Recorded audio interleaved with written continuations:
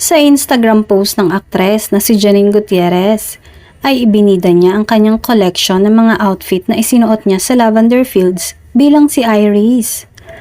Kinilig naman ang mga Econin fan dahil nag-comment ang kanyang rumored boyfriend na si Jericho Rosales sa post na yon. Simpleng hello lang at sinagot naman ito ni Janine ng hello din. Ngunit yun lang ang comment at reply ng dalawa ay sobrang kinilig na ang kanilang mga tagahanga. Hindi na talaga magpapapigil pa ang dalawa sa kanilang nararamdaman.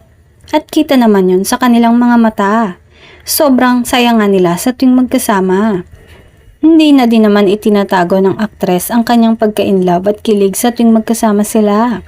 Lalo na ngayon, mukhang inililibot at pinapakilala na siya ni Echo sa circle of friends ng aktor.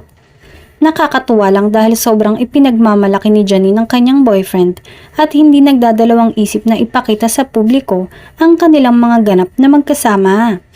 Road to forever na ba ang dalawang to?